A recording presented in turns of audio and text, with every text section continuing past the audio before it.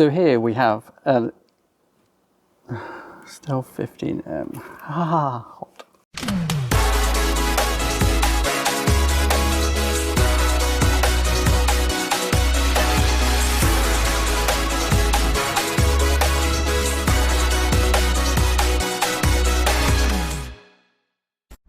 This is an MSI Stealth 15M. It has an 11th gen i7 and 3060 in it, and it's actually quite a good laptop, but it's suffering with a bit of an issue. It's getting extremely hot. I mean, hot enough that you could cook an egg on it. So today we're going to be taking this thing apart and seeing why this is getting so hot.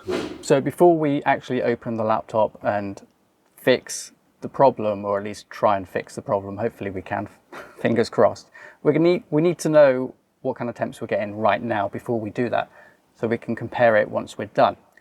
Now we're running Heaven Benchmark. This is free. You can download this in the links. I'll put the links in the video description down below. It's free. You can run it and it will run on a loop and it will still get quite good temps. It is quite old. There are newer benchmarks and things out there, but we're not really here to benchmark the system as such. We're here to try and get high temps that we can get running something on a loop. So we're using Heaven Benchmark 4.0. It is using DirectX 11, as you can see on the screen right now. And for some reason it's running in a window. Shouldn't really make any difference. It's still making it really hot, as you can see there. The CPU is almost, yeah, peaking at 91 degrees there, just about, and the GPU is holding steady at 79. NVIDIA GPUs don't generally like to go over about 84 degrees Celsius, so we're not hitting that yet. And I can't hear the fan ramp up either, which is a bit concerning. So I don't know what power profile it's using. We will check that in a minute, but I think it needs a bit of tweaking. So we're going to let this run for about 5 to 10 minutes to get, oh, the fan. I don't know if you can hear that. The fan has just suddenly kicked in after saying it wasn't doing anything. So what we're going to do, we're going to let this do its thing for about 5 to 10 minutes just to see what temps we get, how hot it gets, and then we're going to take this thing apart. One thing to mention, I've just seen the MSI Dragon Center. I'm not very familiar with the Dragon Center, but it does give you a bit of information that the Unigen Heaven Benchmark 4 doesn't give you, or doesn't seem to read, is the fan speeds. Now, as you can see on the bottom of the screen here, fan speeds are nearly 4,000 RPM on fan 2. I don't know whether that's the GPU side or the CPU side. I'd imagine that's GPU side, as it's the one that's ramped up the most, as we're running a benchmark right now. And then you've got fan 1, which is 2,926. One thing I've just noticed is that in MSI Dragon Center, the GPU temperature is reporting as 61. But up here on the Unigen Heaven Benchmark 4, using MSI Afterburner, it's reporting as 75. That's quite a big difference in temperature. Even CPU temperature there is reporting as 70C, but we're getting 83 in Unigen Heaven Benchmark 4. So that's quite a big difference. And I would probably go with MSI Afterburner. I've used it before. I know the temperatures are accurate. So I think something's wrong with the MSI Dragon Center there. Maybe it needs an update or something. I don't know. But it does tell us what power plan we're in, and we're in balanced mode.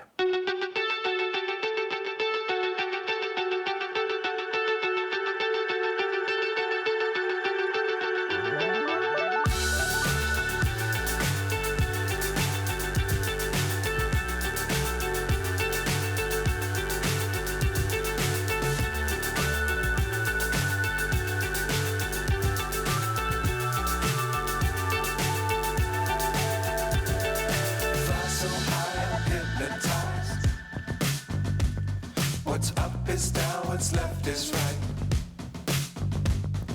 Chasing stars and holding you. I can't see the end, but we'll see it through.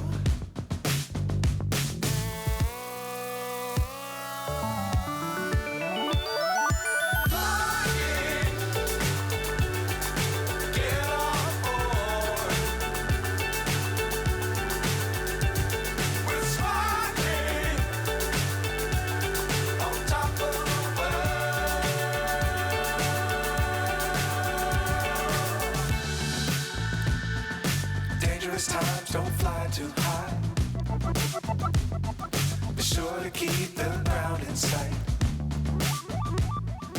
Right, so it's been between 5 and 10 minutes or so, enough time to soak up enough heat in with the inbuilt coolers and stuff. And as you can see on the screen now, we're still around 80 degrees, roughly 79. It did peak over 80 earlier. And then the CPU keeps jumping up to, as you can see there, 93 every now and then, but mostly between 85 and sort of 93. It seems to be hovering around. Depending on the cooling system within this laptop, I don't know, I've never opened one before.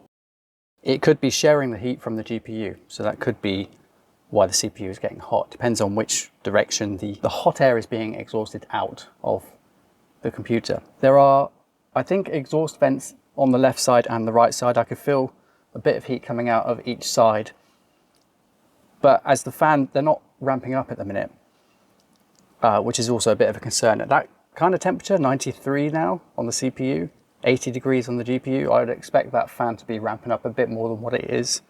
So I think we're going to have to tweak the profile a bit as well as open it up and have a look. So I'm just going to try one more thing before we actually open it up. I'm just going to run superposition on it as well, and then actually run a game just to see if we can get that a little bit hotter to find those max temps.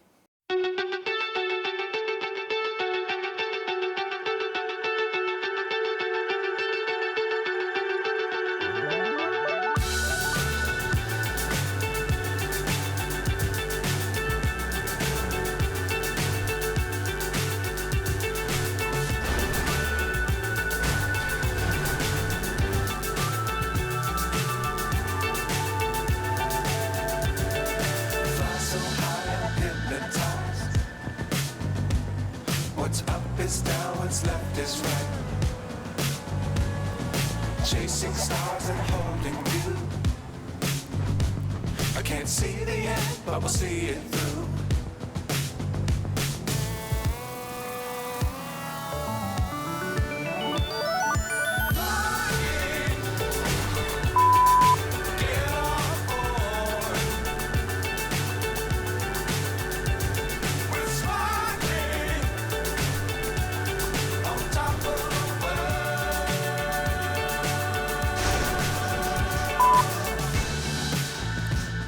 Okay, so playing actual games makes a huge difference.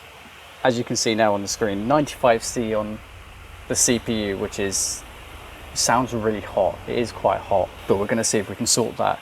And actually the GPU has never reached above 86 that I can see. It is kind of creeping up a little bit, but I've not seen it go up in a little while now. We've been playing GTA for about, I don't know, 5-10 minutes now, and I haven't seen it go up any more than that. As you just saw, it'll flicker on the screen there, 100 degrees on the CPU, so clearly we desperately need to look at cleaning this out. So before we open it, we actually need to let it cool down, because if we go and open it now, it's literally going to be red hot, and we don't want to be touching that when it's at those kind of temperatures. So we're going to give it 5 minutes to cool down a minute with the fans running to expel that heat as quick as possible, and then we're going to open it up. Geez, look at those fan temperatures. 8,000, one's nearly 9,000 now on the fans. Holy. All right, so we've got the temperatures down to a bearable temperature now. We're going to shut it down, flip it over, and hopefully this thing is easy to work on. I've heard they're quite easy to work on.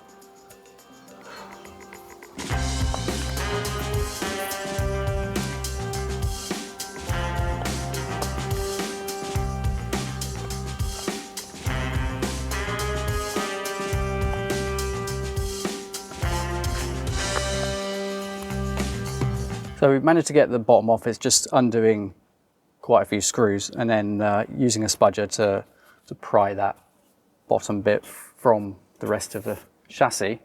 One thing I've just noticed is that, look at the air vents on the bottom of that. You hopefully can see those, and you can see through it. And then look at where this comes off of the laptop. If I just try and hold this up a minute. Most of it is covered by this. Now I'm sure there's a reason it's there, but you've got a bit of an airflow issue here in that, well, I mean, it can still pull air in from that, I guess, but none of this is actually sucking in anything. There's nothing there to suck in. So I'm not quite sure why they did that, because having extra capacity to pull air in there would be great, but they've kind of just made that redundant by filling it with, or covering it with this plastic. I guess it's some kind of heat thing, heat shield or something like that. I don't know what it is, but we're gonna have to take that off to actually get to these because they're screwed in, I think, from the other side. So we're going to have to take the whole thing, including the motherboard, out to actually remove that. I hate it when manufacturers do that.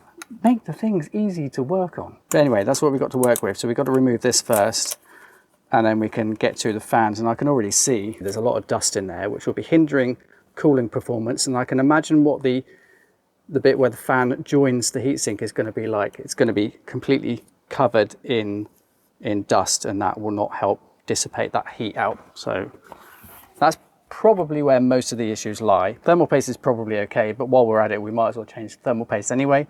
And I've got some new thermal paste from Thermal Right TF4.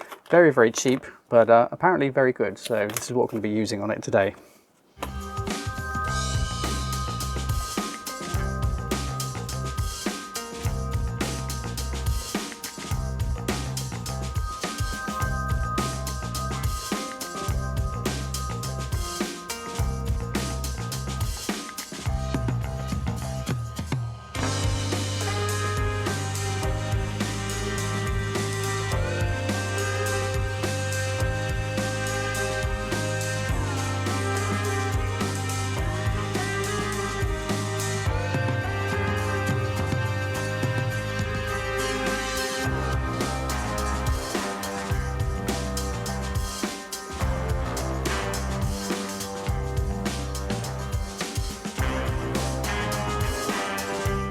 Right, so a little bit more involved than I was hoping it was going to be, but this is basically the motherboard. We've got the 2 DIMM slots there, and we've got the cooling heat pipes and the fans. Now I'm going to try and take these out and give them a good clean out, and then clean in between where the fan joins onto the heatsink. And we'll do a repaste as well while we've got it open, because it makes sense to do that if you've got any paste as well. Leave that in there for now. But yeah, that's definitely what's causing it. You can see, like I said a minute ago, they're getting clogged up with dust, which does happen no matter how clean your house is. It will collect dust. That's just the nature of the beast, unfortunately. So we're going to take that off, repaste, clean those out, put it all back together, and hopefully, fingers crossed, we get much better temps.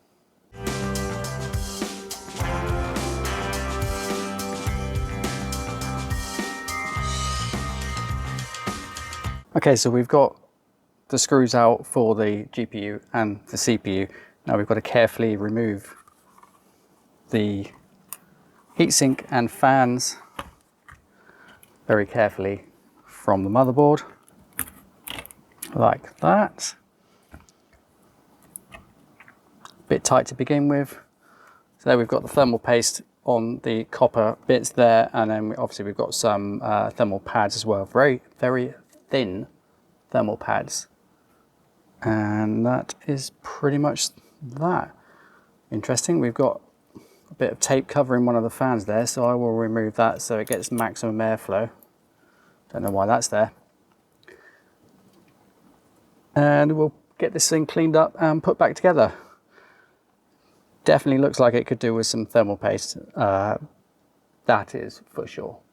First, we're going to try these Noctua NA-CW1 thermal wipes. I don't quite know how good they are. They look like a wet wipe to me, but hopefully they've got isopropanol on them, and we're just going to be able to wipe these off no problem. Let's find out, shall we? Not bad.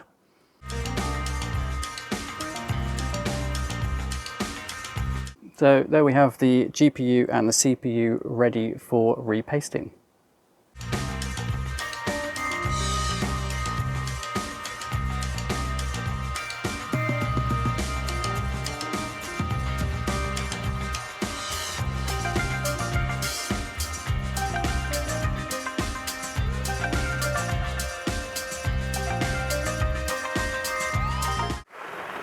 Okay, so there we go. I've pasted that on with the spatula that comes with the thermal paste to try and get it as even as possible.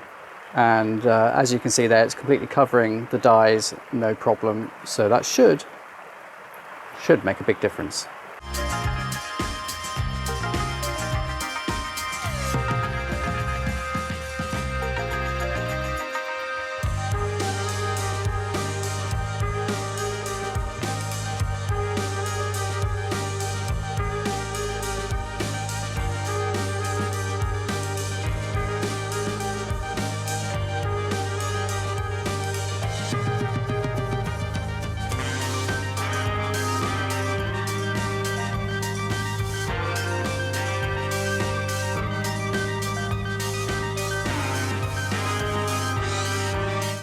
Okay, so that's the heat sinks put back on the motherboard, and it's just a case of putting it all back in to the chassis, and hope we don't have any spare screws.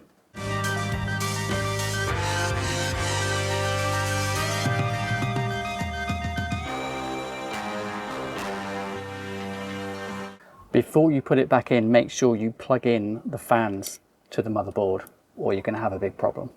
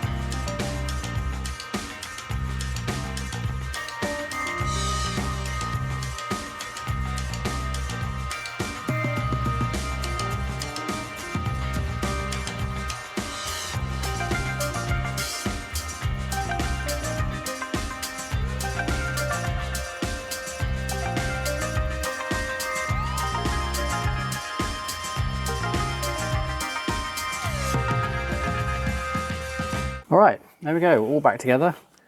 One last thing to do, and that is make sure that what we've done actually made a difference. Oh, and clean this off.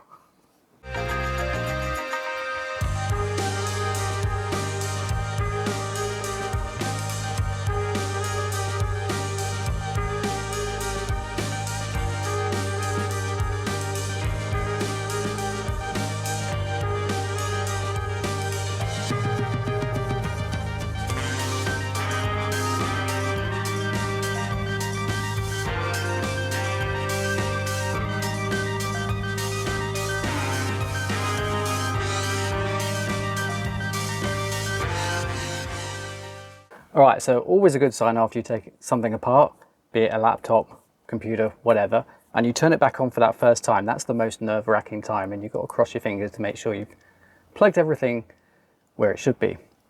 Luckily, we're fine. It booted up, as you can see on the screen, to the desktop. So we're going to run the same things that we ran at the beginning of the video and see if there's any difference in temperature. I'm hoping a little bit at least. Right, so we've actually been running Heaven Benchmark for longer than the previous test at the beginning of the video, so probably about half an hour actually. And as you can see now, 80 degrees on both, so that means both sides are at kind of equilibrium really with how they can cool it and the fan capacity to push air out. So they've been completely cleaned out, as you saw in the bit before this part of the video. So they're both roughly the same, about 80.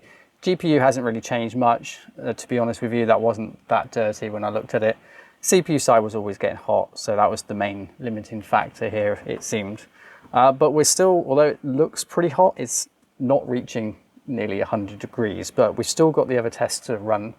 So we've got superposition to run yet, and we've obviously got GTA to run, just driving around as we did at the beginning. So let's go and run superposition.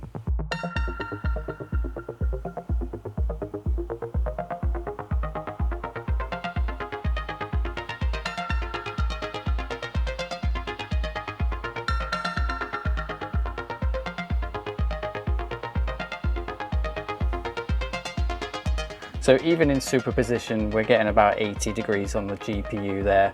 And as you can see, the CPU temperature in this still fluctuates quite a lot, but it's in the 80s, which is better than it was before. So that, I think, is a positive. The last thing we need to do, of course, is to try GTA.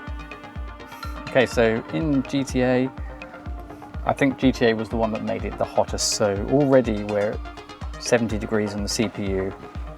And as you can see on the screen now, mid 80s on the CPU. We're going to do the same thing we did before. Take this car and go drive around.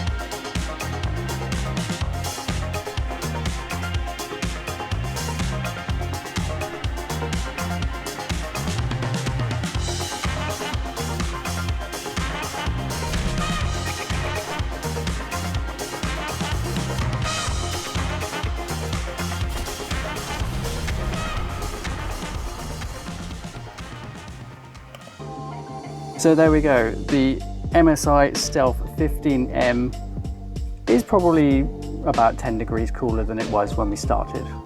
So was all that effort taking the thing apart, dusting it out, putting new paste on actually worth it just for 10 degrees? I think it was worth it for that laptop because it is a light and thin laptop and it definitely did need a clean out. It definitely needed new thermal paste as well. I think the cooling system on that laptop is okay. It could be better, but again, like I said, it's a thin and light laptop. Heat is always going to be an issue for those type of laptops. Don't forget, it is an 11th gen Intel CPU that was in that laptop, and they do get very hot anyway, so cramming something like that into a tiny thin and light laptop, like I said, is a recipe for heating issues. But we've helped alleviate that a little bit by changing the paste and cleaning it out. Hopefully that video was useful to you in showing that preventative maintenance can help prolong the life of your laptop, especially laptop. Obviously the same thing applies to PC as well. Regular maintenance, changing the thermal paste, cleaning the filters out, cleaning the fans out, cleaning the fan blades out even, will help keep your system running in tip-top condition. So that's going to be it from me, and I'll catch you in the next video.